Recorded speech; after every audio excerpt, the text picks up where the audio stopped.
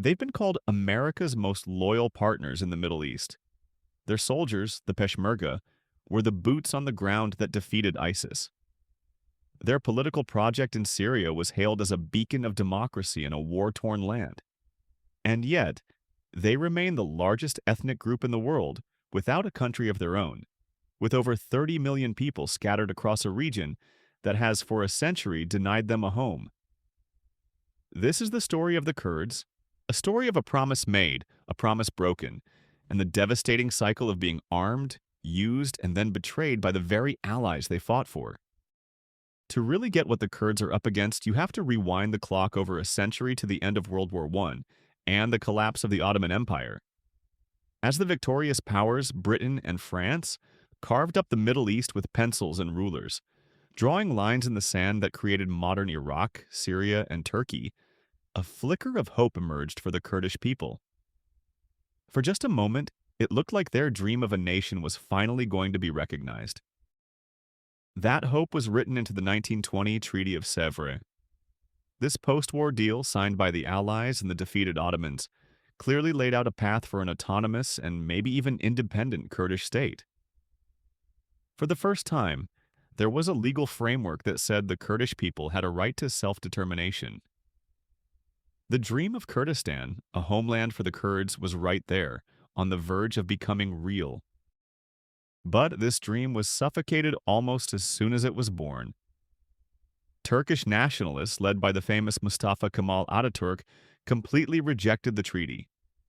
They launched a war of independence to forge a new Turkish republic. The Western powers, not wanting another expensive war and more interested in their own oil and influence, simply walked away from their promise to the Kurds. Just 3 years later, the Treaty of Sèvres was replaced by the Treaty of Lausanne. And in this new agreement, not a single mention of a Kurdish state. Instead, the huge connected territory where Kurds had lived for thousands of years, an area they call Kurdistan, was officially chopped up.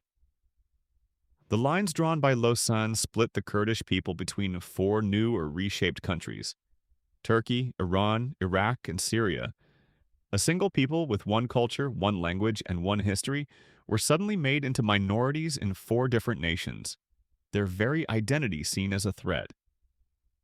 This one act of political convenience became the original sin, the first great betrayal that would kick off 100 years of violence, oppression, and struggle. It was a promise of a nation, written in ink, then erased by the shifting sands of power politics. Being stateless wasn't just a label, it was a sentence of active and often brutal persecution. In every country they were now a part of, the Kurds faced a systematic campaign to erase who they were. In Turkey, the new republic was built on the idea of a single Turkish identity. The existence of Kurds, officially denied, they were called Mountain Turks.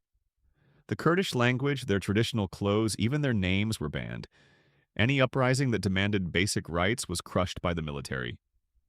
This violent push for assimilation fueled a decades-long war led by the Kurdistan Workers' Party, or PKK, a conflict that's cost tens of thousands of lives and only deepened the cycle of violence. In Iran, it was a similar story. A brief flash of hope came in 1946 with the Republic of Mahabad, a short-lived Kurdish state backed by the Soviets. But when the Soviets decided they had other priorities and pulled out, the Iranian army rolled in and crushed it. The leaders were executed and the dream of an Iranian Kurdistan was snuffed out.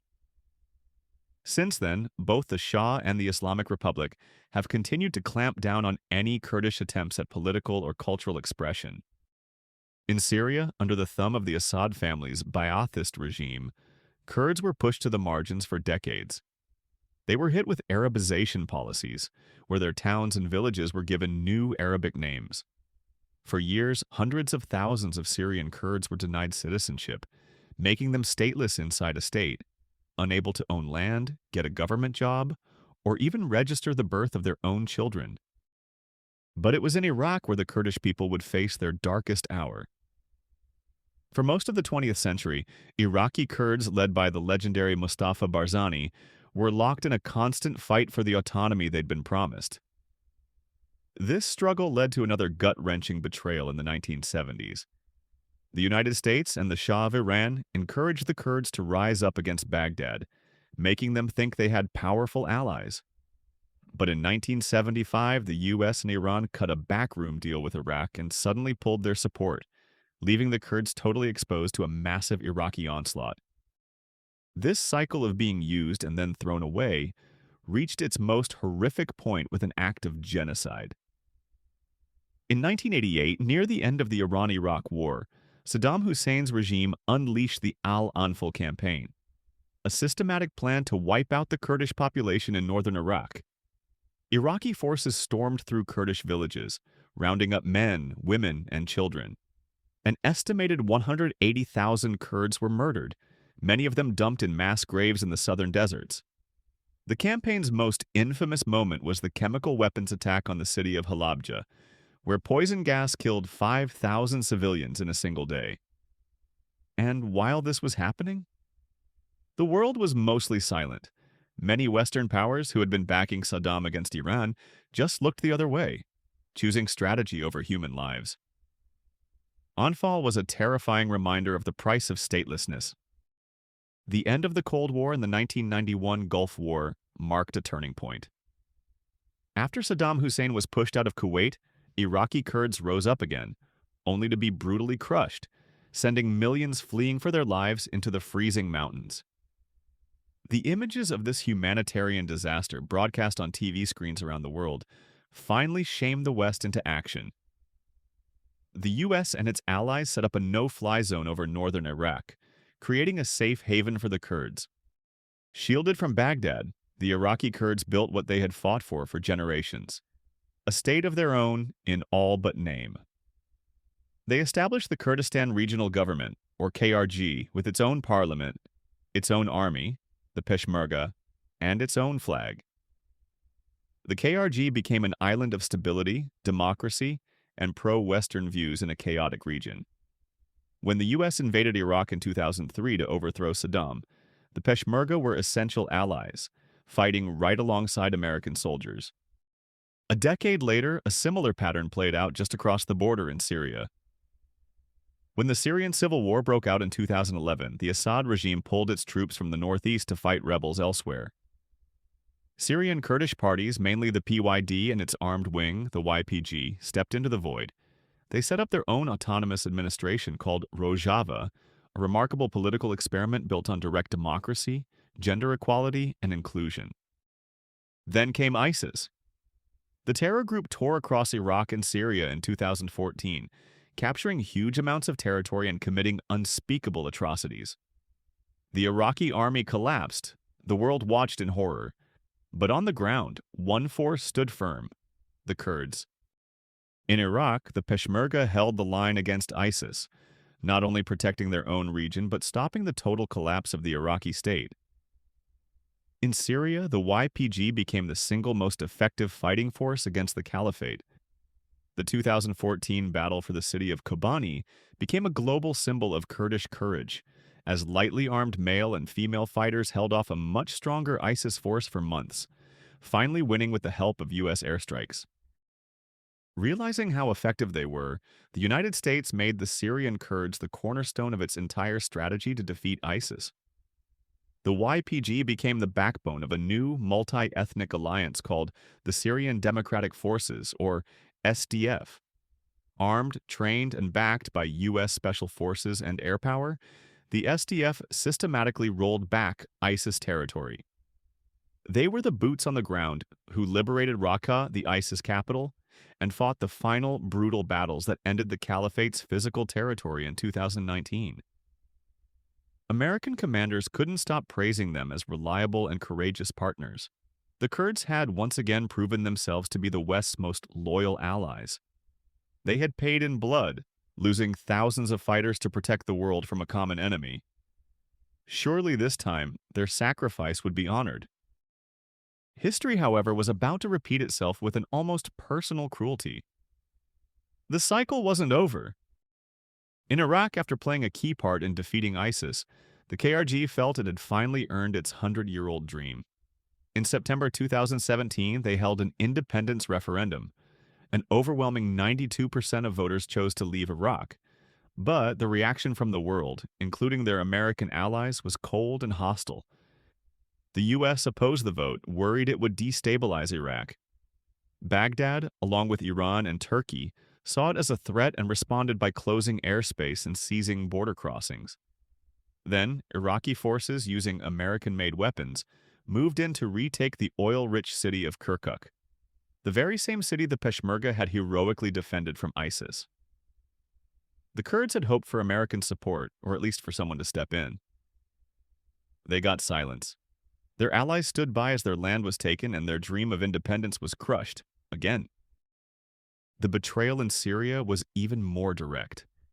After being the tip of the spear against ISIS, the Syrian Kurds thought the U.S. security guarantee would protect their autonomous region from their old enemy, Turkey, which sees the YPG as a terrorist group.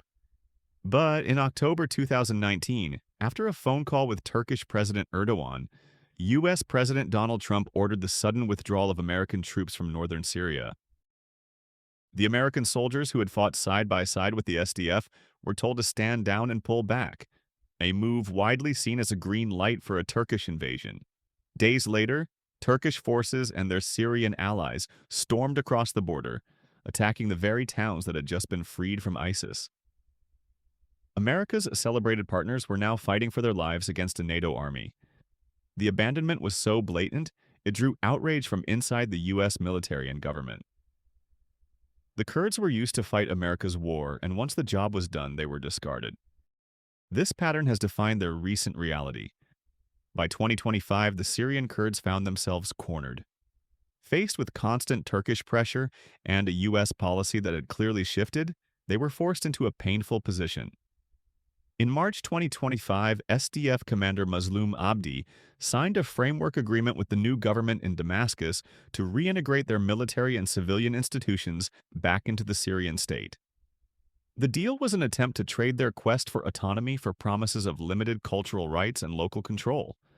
But those promises are fragile, and the deal is already showing signs of strain.